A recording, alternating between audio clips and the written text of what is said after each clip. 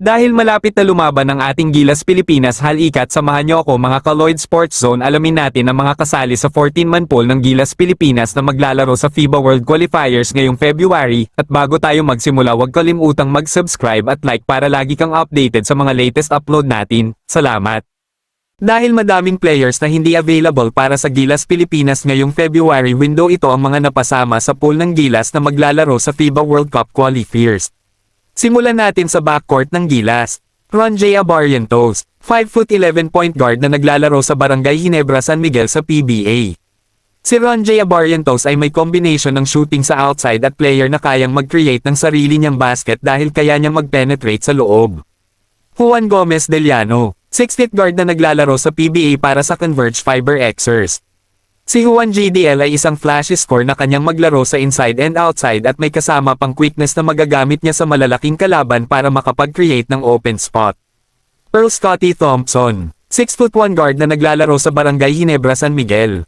Si Scotty na ang reliable point guard ng Gilas Pilipinas ngayon, madadala niya ang hustle at experience niya sa paglalaro sa international ngayong window, makakapagbigay din siya ng energy sa mga kakampi niya dahil sa hustle na meron ang former PBA MVP. CJ Perez. Si Perez ay isang 6'2" guard na naglalaro sa San Miguel Beermen sa PBA. Si Perez ay isang athletic guard na kayang maglaro mapa opensa of depensa. May quickness din si Perez na kayang makasabay sa mga kalaban. Si Perez din ay isang scorer na maaasahan kapag kailangan ng basket sa mga crucial minutes ng laro. Chris Newsom. Si Newsom ay isang 6'3" guard na naglalaro sa Meralco Bolts. Si Newsom na ang masasabi nating defensive guy ng Gilas Pilipinas pagdating sa backcourt position, kaya masasabi nating kailangan at mas malaki talaga ang gagampanan na role ni Chris Newsom ngayong window. Punta naman tayo sa mga forward position ng ating Gilas Pilipinas. Dwight Ramos, 6'4" forward na naglalaro ngayon sa Japan B-League. Si Dwight Ramos na ang masasabi nating isa sa mga pinaka-consistent ang laro sa Gilas Pilipinas.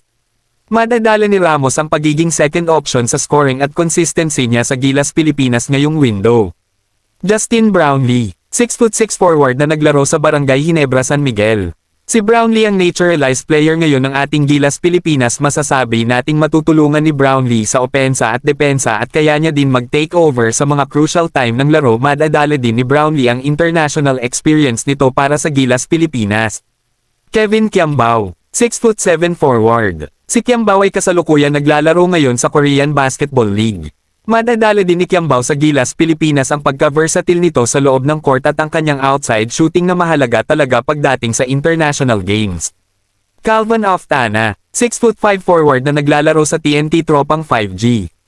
Madadala ni Calvin Oftana ang outside shooting nito sa Gilas Pilipinas na alam naman nating weapon niya talaga. Isa din si Oftana sa mga sasandalan ng Gilas Pilipinas pagdating sa outside shooting. Carl Tamayo, 6'8" forward na naglalaro ngayon sa Korean Basketball League. Katulad ni Oftana, si Tamayo din ang isa sa mga inaasahan ng ating Gilas Pilipinas pagdating sa outside shooting na alam naman nating kailangan talaga ng Gilas Pilipinas sa international games dahil malalaki ang kalaban dito. Dako naman tayo sa mga magiging center ng Gilas Pilipinas.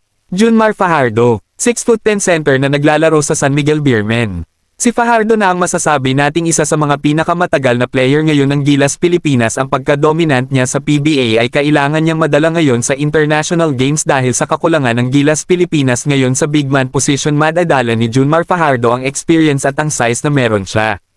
AJ Edo, 6'10" center na naglalaro ngayon sa Japan B-League.